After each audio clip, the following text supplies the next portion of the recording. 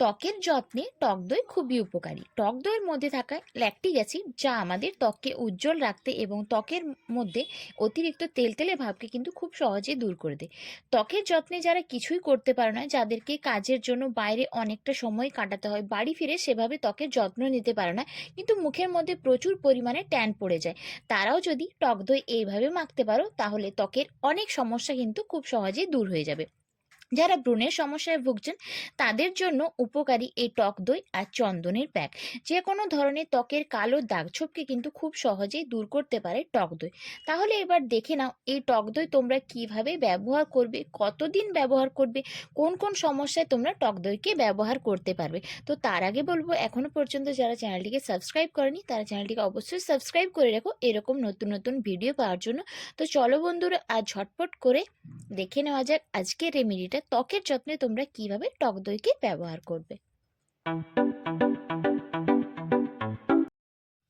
বন্ধুরা, ত্বকের যত্নে কিন্তু ত্বককে মাঝে মধ্যে বাড়িতে কিন্তু স্ক্রাবিং করা প্রয়োজন। তো প্রথমে আমি আমার পুরো মুখটাকে খুব ভালোভাবে জল দিয়ে পরিষ্কার করে নিচ্ছি। আর এই স্ক্রাবিং করার জন্য আমি এখানে নিচ্ছি টক দই আর চিনি। বাড়িতে থাকা কিছু জিনিস দিয়েই কিন্তু তোমরা ত্বককে স্ক্রাবিং করতে পারো, আর ত্বকের যত্নে স্ক্রাবিং করা কিন্তু খুবই দরকার। এরপর টক দই আর চিনিটাকে দিয়ে খুব ভালোভাবে হালকা হাতে তোমরা ত্বকটাকে এইভাবে মাসাজ করে নেবে, আমি যেভাবে করছি। কিন্তু স্ক্রাবিং কিন্তু রেগুলার করা উচিত নয়, সপ্তাহে 2 থেকে 3 দিন স্ক্রাবিং করলে তোমরা দেখবে তোমাদের ত্বকের মধ্যে যে ব্ল্যাক হেডস হোয়াইট হেডসগুলো হয় সেগুলো কিন্তু খুব সহজে ধীরে ধীরে দূর হয়ে যাবে। তারপর এটাকে নর্মাল জল দিয়ে ধুয়ে নিও। এরপর ফেস প্যাক বানানোর জন্য প্রয়োজন এখানে 1 চামচ মতো গুঁড়ো বেসন, আর তার সঙ্গে আমি মেশাচ্ছি 1/2 চামচ মতো চন্দন পাউডার, আর এখানে প্রয়োজন কিন্তু 1 চামচ মতো টক দই, আর তার সঙ্গে অল্প পরিমাণ আমি এখানে মধু ব্যবহার করছি। মধু যদি তোমরা কেউ না দিতে পারো তাহলে সেক্ষেত্রে তোমরা গোলাপ জল কিংবা কাঁচা দুধও ব্যবহার করতে পারো। গোলাপ জল এবং কাঁচা দুধ আমাদের ত্বকের জন্য খুব ভালো। আমি এখানে ব্যবহার করেছি চন্দন পাউডার। চন্দন পাউডার আমাদের ত্বকের তেলতেলে ভাবকে খুব সহজে দূর করে এবং ত্বকের মধ্যে ব্রণর সমস্যাকে কিন্তু সহজে দূর করে দেয়। তোমরা যারা ব্রণের সমস্যায় ভুগছো তারা যদি রাত্রেবেলা শুধু চন্দন পাউডার তোমাদের ত্বকে ব্যবহার করতে পারো সামান্য জল দিয়ে, তাহলেও কিন্তু উপকার পাবে। তারপর এই ফেস প্যাকটাকে আমি আমার পুরো ফেসে একটা মোটা লেয়ারে লাগিয়ে নিচ্ছি।